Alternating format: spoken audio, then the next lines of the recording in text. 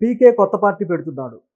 పీకే అంటే మన పీకే కాదు, బీహార్ పీకే ప్రశాంత్ కిషోర్. ప్రశాంత్ కిషోర్ అంటే అందరికీ తెలుసు కదా, ప్రముఖ పొలిటికల్ స్ట్రాటజిస్ట్.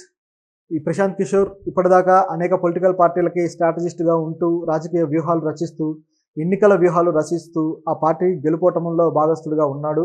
ప్రస్తుతం మాత్రం తను కొత్తగా ఓ పార్టీ పెడుతున్నాడని తెలుస్తుంది. తన సొంత రాష్ట్రమైన బీహార్లో అక్టోబర్ 2 గాంధీ జయంతి రోజున ఆయన పార్టీ పెట్టి అనౌన్స్ చేస్తారని తెలుస్తుంది. సో అసలు ఆయన ప్రశాంత్ కిషోర్కి పార్టీ పెట్టాలన్న ఆలోచన ఎందుకు వచ్చింది, అసలు దీని క్రమం ఏంటో గమనిస్తే, ఆయన గతంలో మొట్టమొదటిసారి ప్రశాంత్ కిషోర్ పొలిటికల్ స్ట్రాటజిస్ట్గా వెలుగులోకి వచ్చింది నరేంద్ర మోడీని ప్రధానమంత్రి చేయడంతో. సో ఆయన ప్రధానమంత్రి అవ్వడానికి అప్పట్లో కీలకంగా ఉండి ఆయన వెనకాల వ్యూహాలు రచించి ఆయన ఒక గొప్ప సింబల్గా, అభివృద్ధికి సింబల్గా చూపించి గుజరాత్ మోడల్ అంటూ హైలైట్ చేసుకుంటూ వచ్చి ఆయన్ని సీఎంగా నిలబెట్టారు. ఆ తర్వాత మళ్ళీ కర్ణాటక రాజకీయాల్లో కూడా చాలా కీలకంగా వ్యవహరించారు. ఆ తర్వాత మళ్ళీ ఇప్పుడు ఆంధ్రాకి 2019లో జగన్ ప్రభుత్వం ఏర్పడడానికి కూడా ఆయన వెనకాల ఉండి వ్యూహాలు రచించి అద్భుతంగా క్లిక్ చేశారనమాట. సో అప్పుడు సక్సెస్ అయ్యారు. ఆ తర్వాత మాత్రం 2024లో ఆయన వ్యూహాలు జగన్కి ఆయన సపోర్ట్గా ఏమి అంటే ఉన్నా కూడా ఏదో ఉండి లేనట్టుగా ఆయన ముందే ఊహించారు, ఇది జగన్ పార్టీ రాదు ఈసారి ప్రభుత్వంలోకి అని ఊహించారు. అలాగే ఇలా కేంద్రంలో కూడా ఆయన బీజేపీకి ఏమీ సపోర్ట్గా లేరు. బీజేపీ నుంచి బయటకు వచ్చిన తర్వాత ఆయన స్ట్రాటజీస్ ఏమి బీజేపీకి ఇవ్వలేదు.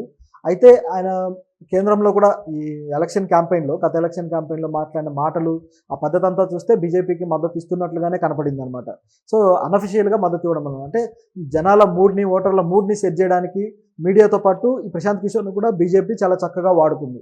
ఇదంతా ఒక ఎత్తు అయితే, గత ఎలక్షన్లో బీజేపీ అద్భుతంగా గెలిచిన తర్వాత ఆయన ఏం చేశారంటే, అంటే ఈ ఎలక్షన్ కాకుండా గతంలో 300 సీట్లు వచ్చి అద్భుతంగా గెలిచిన తర్వాత ప్రశాంత్ కిషోర్ తన బలాన్ని అతిగా ఊహించుకున్నట్టుగా కనపడింది. సో చాలా తనేదో సాధించినట్లుగా, అలాగే ఇక్కడ కూడా ఏపీలో కూడా గెలిపించిన తర్వాత సో ఇవన్నీ నా వల్లే సాధ్యమైనవి, నా వ్యూహాల వల్లే సాధ్యమైనవి ఆయన అనుకున్నట్లుగా కూడా వార్తలు వచ్చాయి. సో ఆ వ్యూహాల వల్ల అందరూ క్లిక్ అయ్యారు కాబట్టి నేనే రాజకీయ పార్టీ ఎందుకు పెట్టకూడదు అనే ఆలోచన ఆయన చేసినట్టుగా తెలుస్తుంది అనమాట. అయితే అది కూడా ఒక రకంగా నిజమే అనిపిస్తుంది. ఎందుకంటే అంటే ఆయన వల్ల వాళ్ళకేదో మేలు జరిగిందని కాదు, ఇప్పుడు ప్రజల్లో ఏదైతే ఒక పాజిటివిటీ ఉంటుందో దాన్ని పుష్ చేయడానికి కొన్ని వ్యూహాలు పనిచేస్తాయి. అదే నెగిటివ్గా ఉన్నప్పుడు ఎన్ని వ్యూహాలు ఇచ్చినా ఉపయోగం లేదు. ఎందుకంటే ఇప్పుడు చూసాం జగన్ పార్టీ ఎలా దెబ్బతిందో. సో పాజిటివ్గా ఉన్నప్పుడు ఎన్ని పనిచేస్తాయి అనేది ప్రూవ్ అవుతుందన్నమాట. అయితే ఏది నిజమంటే, ఈయన తన బలాన్ని ఊహించుకొని పార్టీ పెట్టాలనుకోవడం నిజం అనమాట. ఎందుకంటే ఎప్పుడైతే ఆయనకు ఆలోచన వచ్చిందో ఆయన ఒక యాత్ర కూడా చేశారు బీహార్లో. సో ఆ యాత్ర పేరు వచ్చేసి జన్ సూరజ్ యాత్ర. దానికి అద్భుతమైన రెస్పాన్స్ కూడా వచ్చింది ప్రజల నుంచి. సో ఆ రెస్పాన్స్ చూసి ఓకే నేను పార్టీ పెట్టచ్చు అని చెప్పి ఆయన డిసైడ్ అయ్యారు. అయితే గత ఎన్నికల్లో ఆయన ఏం పార్టీ కార్యక్రమాలు ఏమి చేయలేదు, పార్టీ అనౌన్స్ చేయలేదు, ఏమీ యాక్టివిటీస్ జరగలేదు. అయితే తర్వాత ఇప్పుడు ఆయన పార్టీ పెట్టాలని నిర్ణయించుకున్నట్టు తెలుస్తుంది. ఎలక్షన్ అయిపోయిన తర్వాత ఇప్పుడు ఎందుకు ఆ నిర్ణయం వచ్చింది అంటే, నెక్స్ట్ ఎలక్షన్లకు ఆయన ప్లాన్ చేసుకుంటున్నారు. ఆల్రెడీ బీహార్లో ఇప్పుడు నితీష్ కుమార్ ఉన్నారు, ఆయన కూడా బాగా ఏజ్ బార్ అయి ఉన్నారు కాబట్టి తర్వాత ఖచ్చితంగా ఆయనకు అవకాశం ఉంటుంది తిరిగి నేను రావడానికి అనేది ఈయన ఆలోచన అయి ఉండొచ్చు. ఎందుకంటే బీజేపీ ఇప్పుడు మళ్ళీ సెకండరీ ప్లేస్లోనే ఉంది. సో బీజేపీ యొక్క అవకాశం లేకుండా దెబ్బ కొట్టాలంటే ఇప్పటి నుంచే పార్టీని బీహార్లో స్టాండ్ చేయాల్సిన అవసరం ఉందన్నమాట. సో అందుకోసం ఆయన ప్రయత్నిస్తున్నారు. సో మరి ఇది ఎంతవరకు సక్సెస్ అవుతుందో తెలియదు, కానీ ఈయన ఆలోచన మాత్రం మెచ్చుకోదగిందే. ఎందుకంటే పొలిటికల్ స్ట్రాటజిస్ట్ తను స్ట్రాటజీలు తన కోసం చేసుకుంటే అవి ఫలిస్తాయో లేదో కూడా చూడాల్సిన అవసరం ఉంది.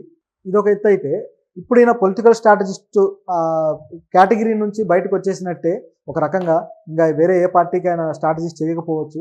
అయితే ఆయన ఐప్యాక్ సంస్థ ఏదైతే ఉందో ఆ సంస్థ మాత్రం నడుస్తూనే ఉంటుంది. దానికి మరొకరు ఇన్ఛార్జిగా ఉంటారు, వేరే వ్యక్తులు దాన్ని నడిపించే అవకాశం ఉంది.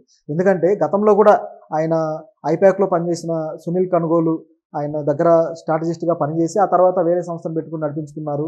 సో ఇదొక ఎత్తు అయితే, ఈయన వచ్చేసి ఈ ఐప్యాక్ నడిపిస్తూ ఈ క్రమంలో ఎప్పుడైతే ఈయన పొలిటికల్ ఎంట్రీ తీసుకోవాలనుకున్నారో దాంతో ఈయన పొలిటికల్ స్ట్రాటజిస్ట్గా కూడా వేరే తన అనుయాయుల్ని, తన సపోర్ట్ చేసే వాళ్ళని తీసుకొని ముందు నిలబెట్టే ప్రయత్నం చేస్తున్నారని చెప్పి తెలుస్తుంది అనమాట. ఎన్ని జరిగినా వెనకాల మాత్రం ఈయనే ఉంటాడు. సో ప్రశాంత్ కిషోరే ఉంటారు. సో ఏ సమస్య లేదనుకోండి ఐప్యాక్కి. సో చూడాలి మరి ఆయన ఏం చేస్తారు. అయితే ప్రశాంత్ కిషోర్ బీహార్ అసెంబ్లీ ఎలక్షన్స్లో దాదాపు మొత్తం ఎన్ని సీట్లు ఉన్నాయో 243 సీట్లు, అన్ని సీట్లలోనూ పోటీ చేయడానికి రెడీ అవుతున్నారట. అన్ని సీట్లలోనూ పోటీ చేయడం అంటే ఆయన సీఎం సీట్కి కన్నేసినట్టే కనిపిస్తుంది. సో ఆయన సీఎం అవడానికి గట్టి ప్రణాళికలే రచిస్తున్నారు. ఒకవేళ ఇది కానీ నిజమైతే ఇక నుంచి ఆయన చేయాల్సిన పని ఆటోమేటిక్గా పార్టీ ఏర్పాటు చేసిన తర్వాత ప్రభుత్వంలో ఎవరైతే ఉన్నారో ఆ, నితీష్ కుమార్ ప్రభుత్వం ఆర్జేడీ, సో వీళ్ళని ఖచ్చితంగా కార్నర్ చేయడానికి కోసం నితీష్ కుమార్ తప్పుల్ని ఆ ప్రభుత్వం చేసే పొరపాట్లని ఎండగట్టాల్సిన పరిస్థితి ఉందన్నమాట. అదే కానీ జరిగితే ఖచ్చితంగా ఇది ఈ కూటమి అక్కడ కూడా బీజేపీ కూటమే కాబట్టి ఒక రకంగా, ఎందుకంటే ప్రతిపక్షంలో ఉన్నా కూడా బీజేపీ అక్కడ ఈ ఆల్రెడీ కేంద్ర ప్రభుత్వంలో వీళ్ళు కూటమిలో కలిసి ఉన్నారు కాబట్టి ఎన్డీఏలో భాగస్వామ్యం కాబట్టి, సో అక్కడ కూడా బీజేపీ వాళ్ళకి పాజిటివ్ యాంగిల్లోనే ఉంటుంది, సో వాళ్ళ మిత్రపక్షంగానే ఉంటుంది కాబట్టి ఇప్పుడు ఈ రెండు పార్టీలకి ఆయన వ్యతిరేకంగా ఉంటూ ప్రతిపక్ష పాత్ర పోషించాల్సిన పరిస్థితి ఇప్పుడు వస్తుందన్నమాట. ఒకవేళ వాళ్ళ తప్పులను సరిగ్గా ఎండగట్టగలిగితే ఆయన చివరికి ఇండియా కూటమికి దగ్గరయ్యే అవకాశం కూడా ఉంది. చూస్తుంటే అలాగే కనిపిస్తుంది. ఎందుకంటే బీజేపీ ఈ ఎన్డీఏ ఏదైతే బీజేపీ ఆర్జేడీ కూటమి ఏదైతే ఉందో దానికి ఆపోజిట్గా కాంగ్రెస్ కూడా బీహార్లో మంచి స్థానంలోనే ఉంది కాబట్టి, సో ఆయన ఆటోమేటిక్గా కాంగ్రెస్కి ఇండియా కూటమికి దగ్గరయ్యే అవకాశం ఉంది. జాతీయ స్థాయిలో కూడా దీని ప్రభావం ఎంతో కొంత ఉండకపోదు.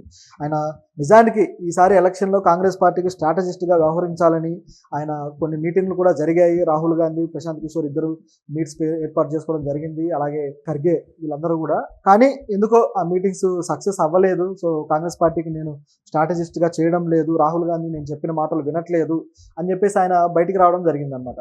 సో ఆయన చెప్పడం ఏంటంటే నేను స్ట్రాటజిస్ట్గా లేను కాబట్టి వీళ్ళ వ్యూహాలు సరిగ్గా లేవు